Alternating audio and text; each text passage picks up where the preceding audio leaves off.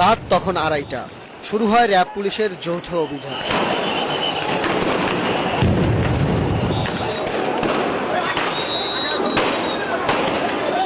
সরে যাবার জন্য বারবার সতর্ক করার পরও যখন অবস্থান কর্মসূচি চালিয়ে যাবার ঘোষণা আসে, তখনই দৈনিক বাংলা ও নটরডেম কলেজের দিক থেকে শুরু হয় একযোগে পুলিশের অভিযান।